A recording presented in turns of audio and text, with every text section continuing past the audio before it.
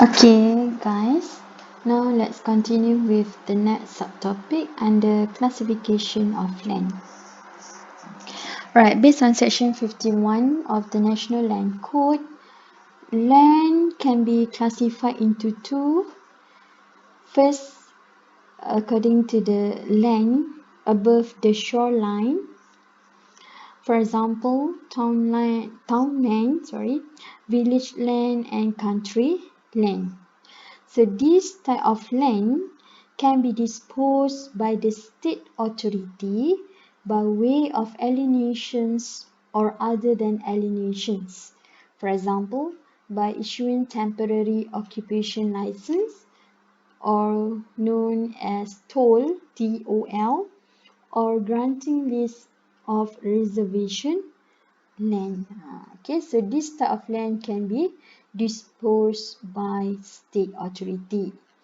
Okay, meaning that you can have a dealing, okay, in this type of land. Okay, next is this is the second one, foreshore and seabed.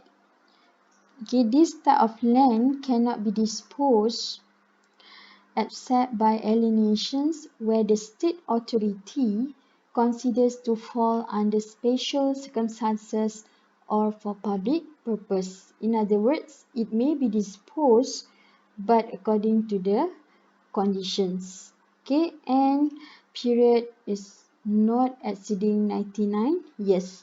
Okay, so if you come across the type of land, okay, some land required has perpetual successions. Okay, you can hold it for lifetime, but some land for leasehold purposes for 99 years only.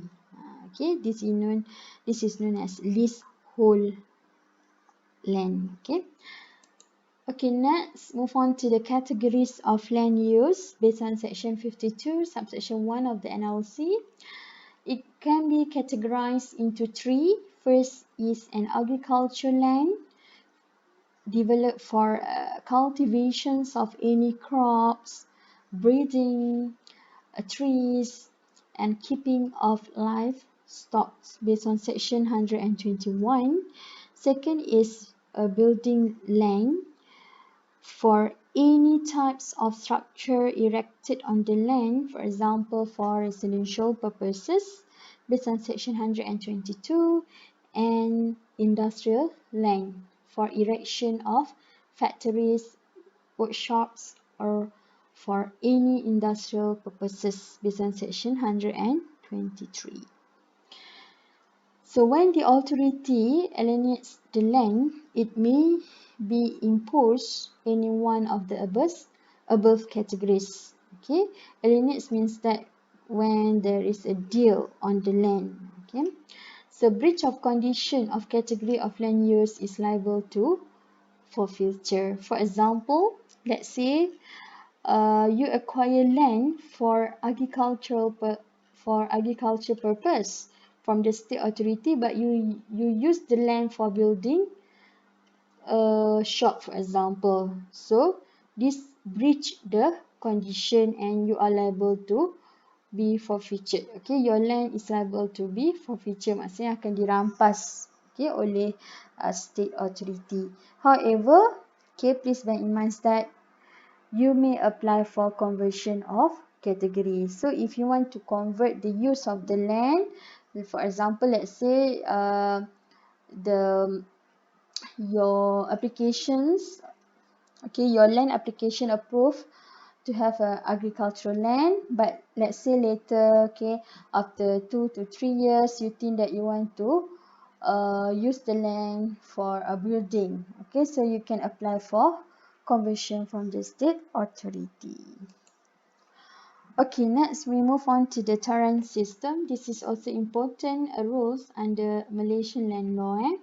So this system is invented by Sir Robert Torrens, an Australian, introduced in Federated Malay States during English occupations. So the basic concept of this system is registrations is everything. In order to prove that you are the owner of the land, you need to register your name. Okay, so registration is everything. All dealings in respect to alienated land affected under the code or any previous land law must be registered. So the earliest Malayan Torrens enactments were based on the 1857 Real Property Act, South Australia, which introduced the Torrens system. So based on this Torrens system, it has two main principles known as mirror principle and curtain principle. So what is mirror principle? Okay, mirror principle normally deals with the register documents of title or register book of your land that reflects all facts material to the registered owner's title to the land, such as the name of registered owner, particulars of the land, area, encumbrance, etc. Encumbrance means if there is any third party interest, for example macam pajakan. Okay. So all dealings transacted will appear in the register book. Info shall be deemed complete and accurate and indefeasible. In other words, once you have the register book, maksudnya it reflects all the facts material, okay, all the required material in regards to the land. Okay, so it comprises everything. So this is mirror principle. Okay, the second principle known as curtain principle. So it conveys the idea that in any transaction made between the registered owner and any potential purchaser, the latter will be concerned only with the register and nothing else. In other words, this is only focused on the sole source of info. So the purchaser can safely rely on the information revealed in the register, and there is no need to look beyond the curtain for any other information about the title. In other words, you can only know the basic information only. Okay, not other material facts. Okay, just now for mirror principle, you can know everything by looking at the register book, but not for curtain principle. Okay, because under curtain principle, the register book is the sole source of info. In other words, it just provide the information concerned with the register, okay, and nothing else. Okay, next, indefeasibility of title.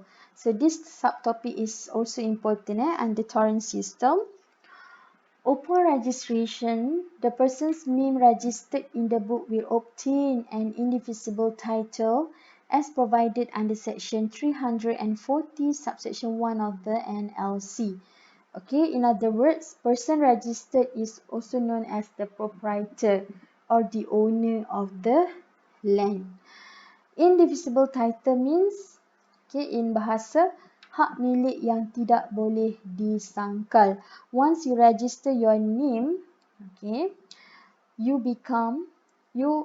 automatically will become an owner of the land.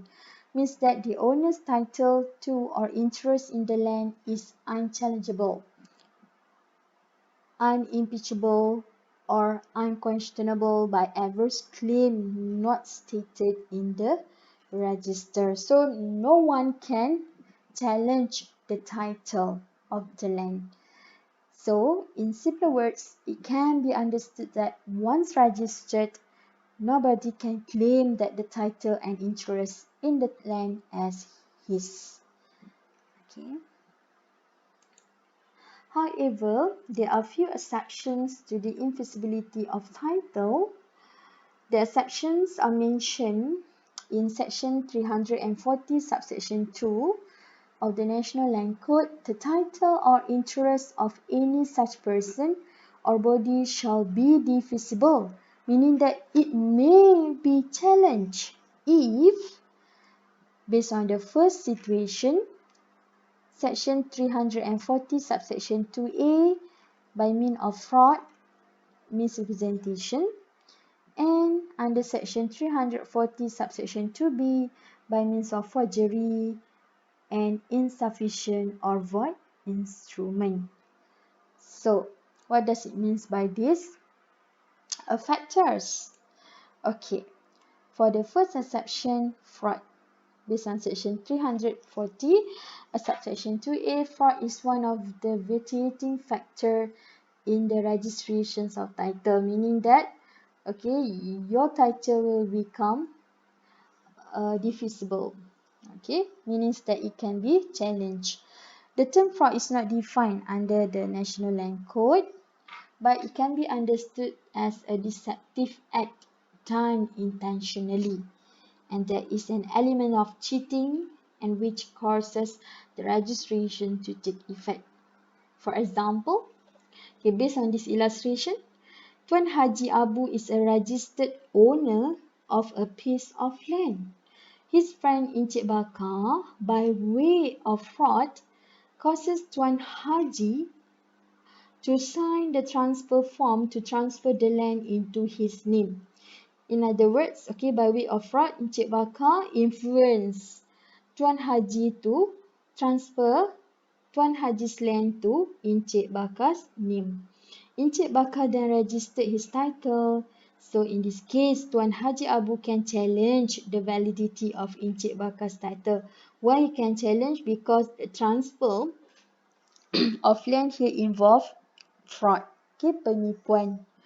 Example of case, you may refer to the case of Goh Hoi Ying against Lim Tiong Ji. In this case, it is not enough to show that the transfer had the effect of depriving the plaintiff of a non-existing right, but it must be demonstrated that the transfer was executed with the intention. In other words, okay, you must prove that okay, the default party has intention to commit fraud.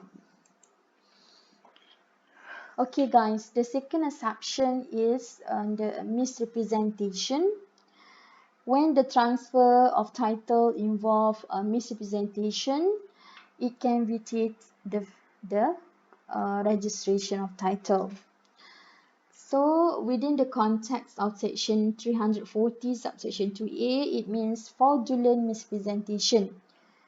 This is a species of misrepresentation, and it includes the suggestions as to a fact of that which is not true by one who does not believe it to be true, or active concealment of a fact by one having knowledge or belief of the fact. In other words, you know that, okay, you believe that the fact is not true, but you represent it to other person.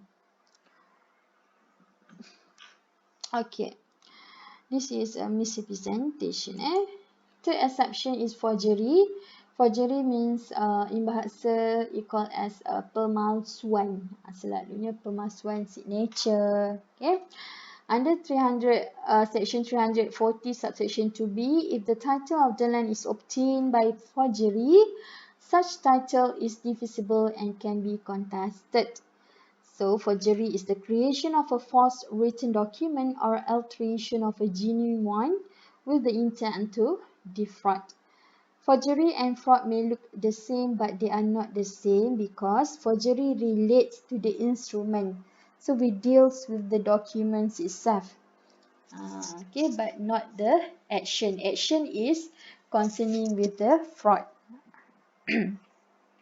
And forgery itself makes a registered title defeasible, irrespective of the absence of knowledge or implications on the parts of the proprietor. Okay, even the proprietor is not aware of the forgery itself, then he may claim. Okay, example of case, you may refer to the case of Chew Lip San against Perwira Habib Ben and Berhad. Okay, in this case, the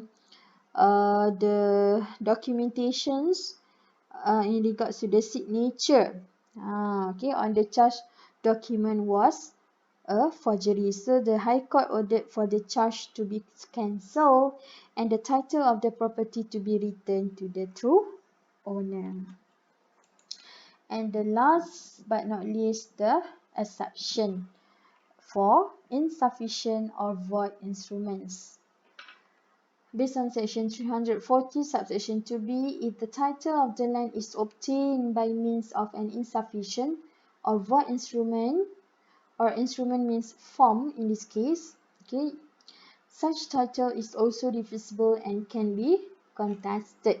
Okay, for example of exception number 4, if the instrument failed to comply with certain procedures or formalities laid down by the National Land Code, so it will lead the registration to be void. A dealing which is affected in favor of or by minor. Okay.